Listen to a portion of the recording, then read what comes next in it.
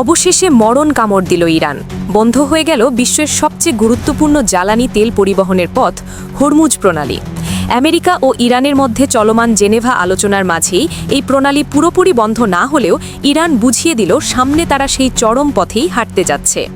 Ayatollah Ali খামেনির দেশ এখন যুদ্ধের শেষ মুহূর্তের প্রস্তুতি নিচ্ছে, আর তার অংশ হিসেবেই হরমুজের চারদিকে চলছে IRGC বাহিনীর ভয়ঙ্কর ফায়ারিং ড্রিল বা সামরিক মহড়া। হরমুজের আকাশে বাতাসে এখন বারুদের গন্ধ। তেহরান সাফ জানিয়ে দিয়েছে, কেউ যদি এই মহড়ার সীমানার ধারে কাছেও আসে তবে তাকে জ্বালিয়ে পুড়িয়ে ছাড়খাড় করে দেওয়া হবে। ভেনেজুয়েলার মতো ইরানেও আমেরিকা তেলের জন্যই যুদ্ধের উস্কানি দিচ্ছে বলে মনে করে তেহরান, আর তাই এবার সেই তেল পরিবহনেই বড় বাধা হয়ে দাঁড়ালো তারা। কৌশলগতভাবে অত্যন্ত গুরুত্বপূর্ণ এই হরমুজ প্রণালীর একটি অংশ মঙ্গলবার সাময়িকভাবে বন্ধ করে দিয়েছে ইরান। দেশটির রাষ্ট্রীয় গণমাধ্যম জানিয়েছে, ইসলামী বিপ্লবী গার্ড বাহিনীর IRGCর smart control of the strait of Hormuz নামের এই বিশাল মহড়ার নিরাপত্তা নিশ্চিত করতেই এমন কঠোর পদক্ষেপটি ঝালিয়ে নেওয়া এবং প্রতিরোধ সক্ষমতা জোরদার করা।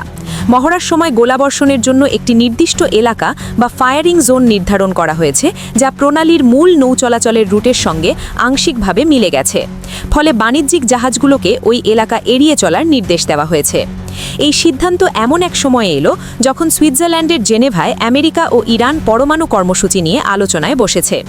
2025 সালে এই পথ দিয়ে প্রতিদিন প্রায় 1,30,00,000 ব্যারেল অপরিশোধিত তেল পরিবহন করা হয়েছিল।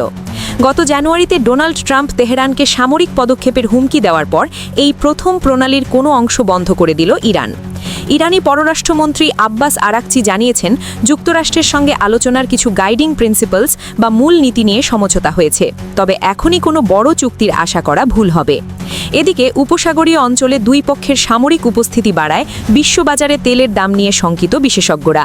মহড়ার শুরুতে তেলের দাম কিছুটা বাড়লেও পরে স্থিতিশীল হয়, তবে বিশ্লেষকরা বলছেন এই সাময়িক নিয়ন্ত্রণ বড় কোনো ব্যাঘাত না ঘটালেও জাহাজ চলাচলে বিলম্ব ও জটিলতা তৈরি করবে।